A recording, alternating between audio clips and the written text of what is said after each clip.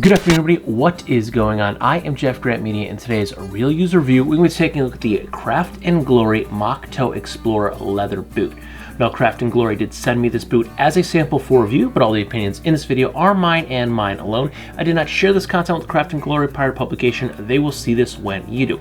In addition to that, there is an affiliate link in the description box down below. If you're considering buying this boot or any other product from Craft & Glory, please consider using that link. It doesn't cost you anything extra, but I do get a small percentage of that sale kicked back to me, and all that money goes back into the channel to help me produce more content so consumers can make informed purchasing decisions. Okay, so now I have been wearing, testing, and using the Moc-Toe Explorer for about a month. This is my initial real user review. We're going to do a couple more down the line, like around the 6-month mark, and then we're get around the 12-month mark. So we're really going to put these things to the test over the next year or so. But this is our first initial real user review after a month of use. So this boot comes in at about $219 USD, which I can honestly say is a very fair price for what you're getting. This is made from buffalo hide, and it is made in India. It is available in 2 different color options, vintage brown or saddle tan as seen here. It is also available in a D or a double E width, and they do give you insole options of a full veg tan insole or a foam and leather insole. My boot has the full veg tan insole. All Craft & Glory boots and shoes are made to order. At this current time of filming, they are at a 12 to 16 working day ship time. These are made from a full grain buffalo leather, feature a Goodyear welted sole, a 100% natural cork footbed, and the Explorer version of the Moc-Toe features a lug sole. So if you want or need a boot in a hurry, you're definitely gonna have to look elsewhere because these are made to order. You place your order, they get queued up, and then they are built to your specs. Because what I had to do was actually had my wife trace my foot, gave them the measurement of my width and my length. Now I do measure an 8.5 on a Brannock scale. I generally go with a size 9 in most boots and sneakers, but heritage boots I'm noticing I'm going with either an 8 or an 8.5 because they're constructed a little bit differently. But on the Brannock scale I am an 8.5, and this, according to Craft & Glory, fits into the 8.5 range, or a 42.5 in European size. Now how did I wear the Craft & Glory Moc-Toe Explorer? Well, I wore them like I'd wear any other shoe or boot. I didn't wear them every single day because I don't want to wear the same pair of boots or shoes every single day. Depending upon what I'm wearing or what I'm doing, I'm going to wear a different pair of footwear. If it's the weekend and we're at the pool, I'm going to wear a pair of flip-flops. If I'm just running outside, I'm going to throw on a pair of slides. You know, but I did wear them quite a bit. I wore them to work. I did wear them to Claws and Paws Wild Animal Park. It is a zoo in the Pocono Mountains, and it is in the forest. So a lot of the trails that walk between all the exhibits and the animals, they are essentially hiking trails. So a lot of it is tree roots that are exposed, rock that's exposed. And if you've done any hiking in Pennsylvania, you know that the tree roots are basically on the surface of the soil. So any well-worn hiking trail, you are essentially tripping on or walking over tree roots or rocks. So this is the exact reason that people do not like to hike through Pennsylvania on the AT, because it is essentially stumbling on tree roots through the entire state. But as I did not hike in these shoes, I did get a very good feel for how they would handle off-road going to Claws and Paws, because it was essentially hiking trails between all of the exhibits. Now, I didn't hike in these because 2 reasons. They are a heritage boot, so they do take a little bit longer time to break in, and it's been quite sloppy and rainy here. So for my initial real user review, I didn't want to have these things really totally thrashed and covered with mud, but that will be one of the tests that will happen in the next 6 months of the reviewing process. So I will use these in a couple of hikes. I will see how they handle, how they feel. But I do have a good grasp on how they deal with uneven and varying terrain. I did also wear these to work quite a bit. I've been doing a lot of studio work. We've had some visitors in lately, so I've been out of the building a little bit. I wore these on one of those outside shoots, and I've basically been wearing them all day long when I get home from work, if we got to run out anywhere. And I've got a pretty good grasp on how they feel, how they wear, how they fit. But I will say, because it is summer, I have been wearing a thinner non-boot sock, and I basically been wearing these socks with Miss Hazel Fantastic's face on them. I have a couple different pairs of these. These were a Father's Day gift. I don't know where the missus picked these up, but these are actually really, really comfortable socks. These are one of those made to print custom order where you know, I don't even think she cut out the face. She sent them an image. They cut out the face of my daughter and put it on a bunch of different pairs of socks, but they're actually really comfortable socks. So they are a bit thinner than a boot sock, because I do have a boot sock right here, but they're not as thin as like a cheap, crappy, thin sock. So they're actually really comfortable. I've been wearing these with my Craft and Glories and basically with every pair of boots or shoes that I've been wearing in the past several months. But as the weather cools, I will switch into a boot sock, and this is a little bit thicker. So as I've worn them, they did stretch out a little bit, not a lot. Now, a Moc-Toe generally does have a wider toe box, so I have plenty of room in the toes, but I did notice the leather did loosen up and stretch out just a little bit. So they're not big, they're not sloppy, but I can feel that they are a little bit looser. So when I switch from my summer socks to my more wintry boot socks, I'm pretty sure that's gonna take up that extra space, and any of that little loose feeling that I did get, I'm not gonna feel anymore. Now, how have they actually worn? They've been wearing great right out of the box. I think my initial title for my unboxing was they felt like home right out of the box, or right out of the box they feel like home, something like that. And they did. These were incredibly comfortable the first time I put them on my feet. And I put them on with a pair of these socks, and they felt great. I don't have any hot spots. I don't have any blisters. I don't have any sore spots at all. It's not pinching or creasing anywhere weird where it's hurting my foot. They're wearing really, really well.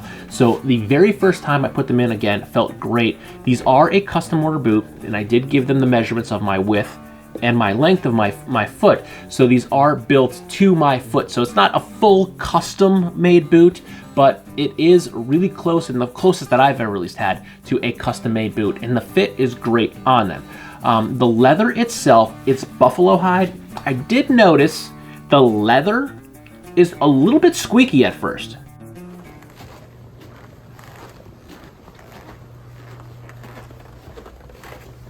Now, after about a week and a half, it did subside quite a bit. And I don't know when it stopped, but I did notice yesterday walking around on the carpet, the leather, it wasn't squeaky anymore. So at some point between that like week and a half and 4 week point, the leather did stop squeaking. Now the soles, they can be a bit squeaky depending on what surfaces you're working on, but let's face it, it is a rubber lug sole. And as it is getting that sheen worn off it, they are certainly squeaking a lot less. But depending upon what surface, they do squeak a little bit, not that bad at all. Now, if I had to say these boots had a negative, and I'm using that term very loosely with these boots, I would say it would be that the leather itself was a bit squeaky. I'm pretty sure this is my first buffalo hide boot that I've ever had. I've had a lot of boots over the years, so there's a chance that there might have been another buffalo boot in there over the years that I'm unaware of or just can't remember. But the leather itself, again, was a little squeaky, but after about a week and a half, it subsided a lot. And then at some point between that, week and a half and 4 week period, it totally disappeared. So it's not a negative really. It was just something that I noticed, but it went away fairly quickly. But if I had to pick one negative, that would be the negative of the boot. Now let's get into some points of note. And the major one is this is an MTO boot. I want to drive that home. If you want a boot in a couple of days, you are not going to get this boot or any boot or shoe from Craft and Glory in like 2 to 3 days. These are made to order. You place your order, it gets queued up, and then it gets built. So as you order it, it gets built. There's not stock laying around in a warehouse anywhere. You are going to have to wait for your boot to get queued up. If you order during the holiday season, you're probably gonna have to extend that wait time a little bit. So if you want a pair of these, if Santa's gonna bring you a pair of these boots, I'd say queue yourself up end of October, early November if you wanna make sure Santa's gonna have your boots made on time. But they are MTO. It's like a 2 to 3 week wait time at this time of filming. It is the summer, so I would say boots are probably not in the highest of demand in the hottest months out of the year, at least in North America. These are also made in India, so you have to deal with worldwide shipping. And I'm pretty sure they use DHL, which honestly is my absolute favorite worldwide shipping. DHL can get a package around the world in 2 to 3 days. I get packages regularly from Malaysia, and I get them in 2 to 3 days with DHL worldwide service. So I'm pretty sure they do use DHL, so the shipping service is great. So if you're not in India, you are also going to have to deal with waiting for shipping. The next point of note is the tongue. This is not a gusseted tongue. Now, there is a tab that you can lace through, which will definitely help with that tongue kind of going left or right, but it will slouch a little bit. So please note, when you're lacing them up, you might have to do a little bit of tongue adjustment.